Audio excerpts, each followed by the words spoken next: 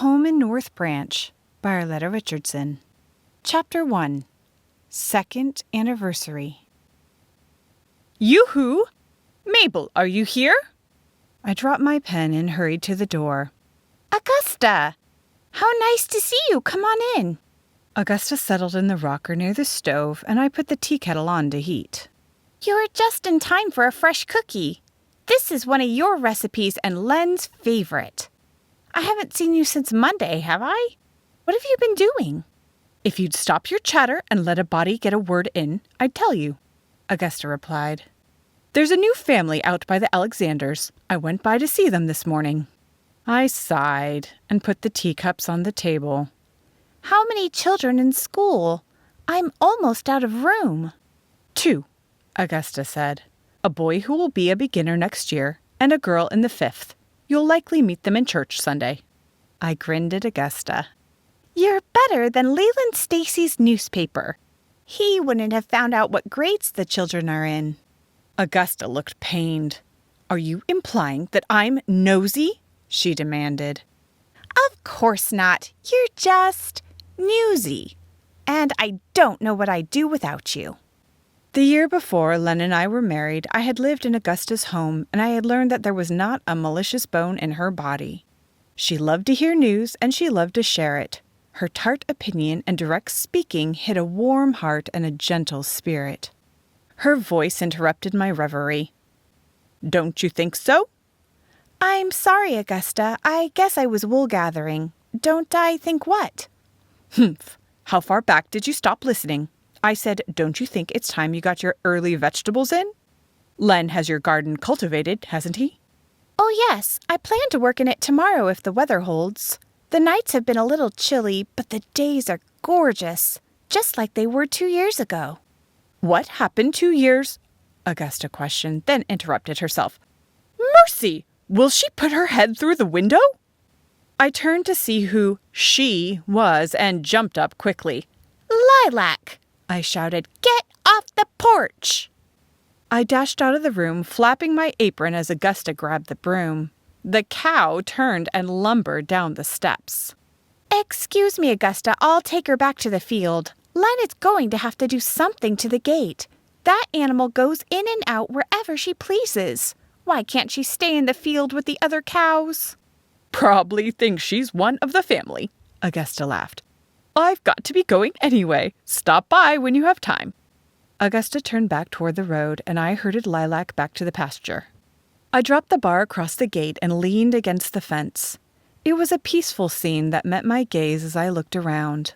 I couldn't see Len's family's place, but it was only about 10 minutes southwest of us. On the east and west of our small house, the woods were pushed back about 1/4 of a mile, the area Len had cleared for our crops and my garden. To the north was the Chippewa River. Lined with weeping willow trees, the river was in constant motion and continual change. Do you think the river of life in heaven looks anything like ours? I said to Len one day. The Chippewa is hardly as clear as crystal, Len had said with a laugh. But I agree that it is a thing of beauty. I'm glad you agreed to build this close to it. Some people couldn't stand that roar all day and night and would be afraid of flooding. The river has never run over its bank yet. I think it's exciting to watch it rise in the spring. The setting sun reminded me that I should be starting Len's supper, and I reluctantly turned my steps toward home. I didn't mind getting the meal, but I would have enjoyed staying outside in the fragrant afternoon. The letter I had started to Sarah Jane lay on the table. It will have to wait until later, I thought. Maybe after I finish grading papers tonight.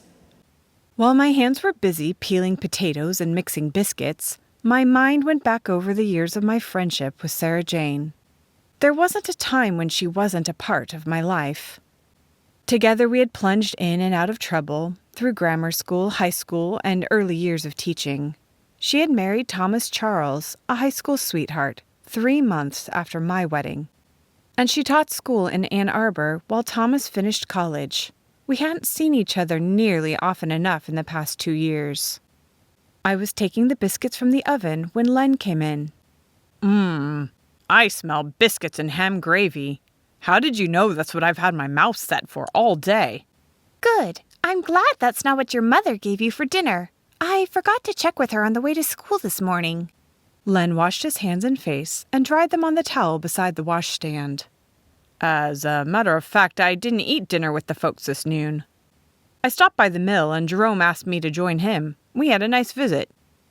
We sat down at the table and Len asked the blessing over our food. Don't you want to know what we visited about?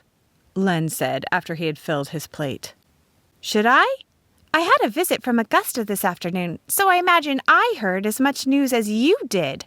Did Jerome tell you about the new family? Yes, Len nodded. Their name is Brewer, and he's going to be managing the shingle mill. Jerome says they're putting out 40,000 shingles in a 12-hour day. He needed someone to oversee the mill full-time. He's been spreading himself pretty thin lately. I know, I replied.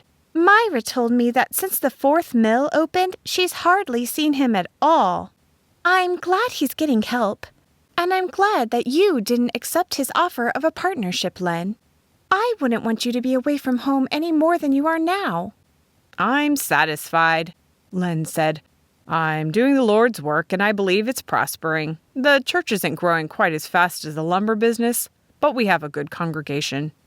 I mean to call at Handy's boarding house. Mrs. Handy has 7 mill hands there now. North Branch is growing awfully fast, isn't it? I said. There aren't going to be enough houses for all these people pretty soon. Someone is going to have to start selling some land. Len cleared his throat. I didn't finish telling you what Jerome said. He's going to have 160 acres between here and the sawmill surveyed and platted this summer. He hired a surveyor just today. A surveyor? I didn't know there was a surveyor in North Branch. Who is it? He isn't in North Branch yet.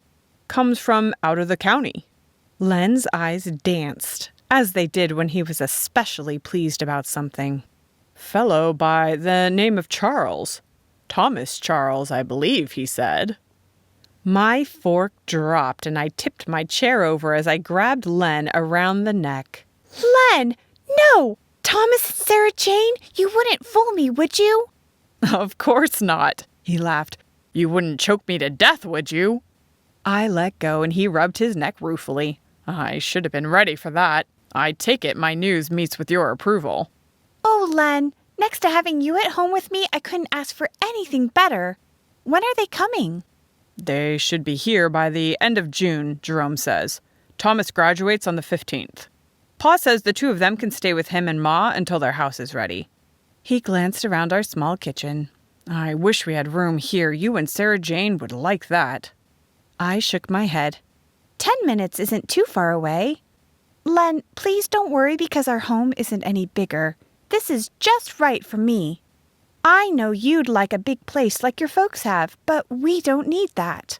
We have our river and our own trees. The Lord has blessed us. You're right, Len replied. We are blessed. And speaking of blessings, did I see a cherry pie on the back of the stove? When the supper dishes were done, I sat down at the table to finish Sarah Jane's letter.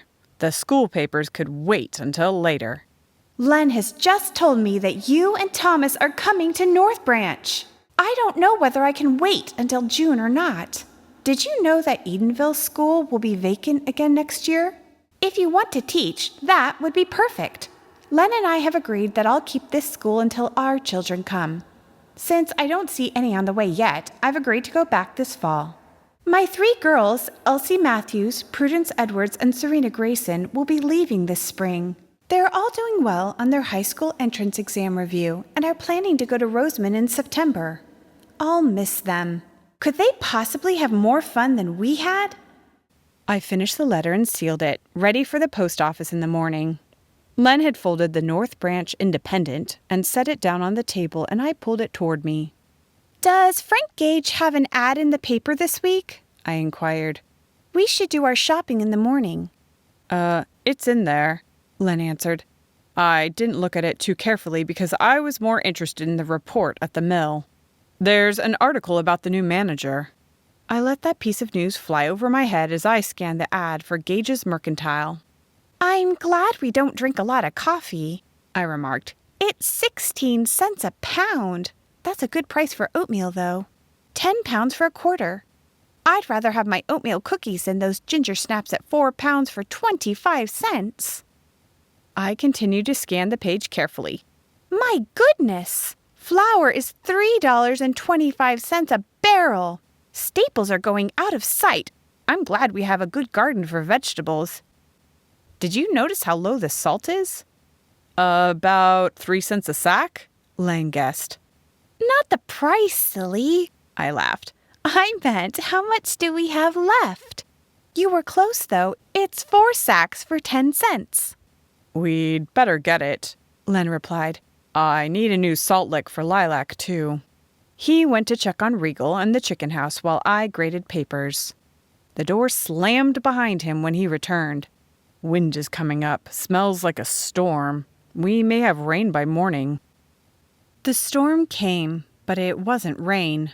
When we rose the next morning, we found soft, wet snow covering the ground and piled against the door. Bother, I sputtered. I thought we were over this for the winter, and my crocuses and lily of the valley are all up, too. I'm glad this didn't happen to... I stopped and looked at Len. He appeared not to have heard, and I wasn't going to remind him that this was our anniversary. If it wasn't important enough for him to remember, we would just overlook the day. Nevertheless, I felt cross as I fixed breakfast. Len had put on his coat and mittens and gone out to do chores, cheerfully remarking, "Well, that takes care of working in the garden today." It does indeed, I thought, banging a pan down on the stove. I could just get right down to grading papers and make out tests. Tears threatened to spill over, and I brushed them away angrily. The sight of Len leaning over the fence to rub Lilac's ears did nothing for my dark mood. Miserable cow, I muttered. He could tell anyone the exact day he brought her home, but does he remember when he brought me home? Of course not. Len talked happily through breakfast, not even noticing that I looked like a thunderstorm about to break. "We'll go into town and shop as soon as you're ready. Maybe we should stop by and see the folks a minute on the way home. Is that all right?" I nodded and got up to clear the table. A visit with Ma Williams didn't exactly rate as a celebration, but it was better than nothing. Len took down the Bible and began to read. "God is our refuge and strength, an ever-present help in trouble. Therefore we will not fear, though the earth give way and the mountains fall into the heart of the sea." Psalm 46. That was the scripture Reverend Barrett had read at our wedding. Len gave no indication that he remembered that, but after we had prayed together, I felt a little better. He went to hitch Regal to the sleigh, while I pulled out my scarf and mittens again. The shopping didn't take long, and after a stop at the post office, we headed back toward the farm. Len helped me out of the sleigh, and I rushed into the warm kitchen. Ma Williams came to meet me. "Oh, it's cold out there," I said. "I'm glad you're—" Suddenly, a small form banged against me, and 2 little arms went around my legs. Mabel! Mabel! I reached down and picked up the dark-haired girl. Violet? What are you doing here? I turned to see the laughing faces of Ma and Pa in the doorway.